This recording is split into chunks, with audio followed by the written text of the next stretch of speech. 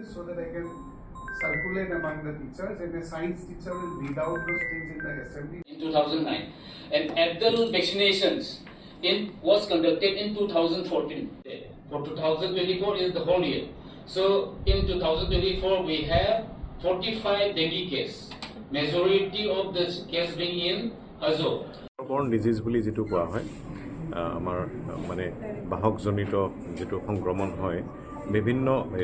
পানী বা মানে আন জীৱ জন্তুৰ পৰা তাৰ ভিতৰত জাপানীজ এনকেফেলাইটিছ আছে তাতে মেলেৰিয়া পৰে ডেংগু পৰে আটাইখিনি পৰে এই গোটেইখিনিৰ আমি মানে গোটেই আমাৰ যিখিনি বিভাগ আছে সংশ্লিষ্ট বিভাগ আছে এই বিভাগখিনি আটাইবিলাক মুৰব্বীসকলৰ এই ডিষ্ট্ৰিক্ট টাস্ক ফ'ৰ্চ আমি মিটিংখন কৰিলোঁ ইয়াতে প্ৰধানকৈ দায়িত্ব ল'ব লগা হয় স্বাস্থ্য আৰু পৰিয়াল কল্যাণ বিভাগ আৰু তাৰ লগত আমাৰ গোটেই এডুকেশ্যন ডিপাৰ্টমেণ্ট থাকে ভেটেৰিনেৰী ডিপাৰ্টমেণ্ট থাকে এগ্ৰিকালচাৰ থাকে ফৰেষ্ট ডিপাৰ্টমেণ্ট থাকে ওমেন এণ্ড চাইল্ড তাৰপিছত আমাৰ ছ'চিয়েল জাষ্টিছ এণ্ড এম্পাৱাৰমেণ্ট কেতিয়াবা এনেকুৱা হয় যে কোনোবাটো যদি জাপানীজ এনকেফেলাইটিছ এনেকুৱা যিয়ে মানে হেৰিত পৰে অসুখ হয় বা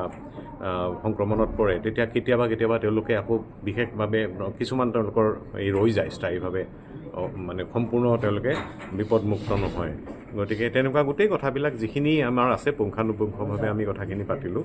আৰু নিৰ্দিষ্ট কোনে কোনে কেনেকুৱা দায়িত্বখিনি ল'ব কি কৰিব সেই কথাখিনি পতা হ'ল যিহেতু আমি আজি বিগত এই দুটামান মাহৰ ভিতৰত আমাৰ কামৰূপ জিলাত কিছু সংখ্যক জাপানীজ এনকেফেলাইটিছৰ সংক্ৰমণো দেখা গৈছে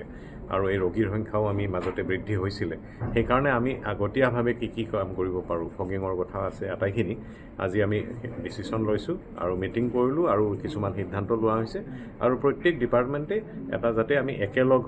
হৈ ধুনীয়াভাৱে কামখিনি সুন্দৰভাৱে কৰিব পাৰোঁ সেইটো মানে পৰিকল্পনা আজি আমি কৰিছোঁ ভয় লগা কিবা আছে নেকি জাপানীজৰ এতিয়ালৈকে নাই নতুন সংক্ৰমণ আমি তেনেকৈ ৰিপৰ্টিং হোৱা নাই এতিয়া কমিছে গতিকে আমি আশা কৰোঁ যে সকলোৱে আমি যেনেকৈ কাম কৰি আছোঁ এনেকৈ কৰিলে হয়তো কিছুদিনৰ ভিতৰতে এই আমাৰ সন্মুখত আৰু চেলেঞ্জিং অন্ততঃ 3 মাহমান সময় আছে প্ৰধানকৈ এই বাৰিষা কালতে বেছি হয় গতিকে বাৰিষা কালৰ আগন্তুক এই 3 মাহৰ আমি পৰিকল্পনা আমি হাতত লৈছোঁ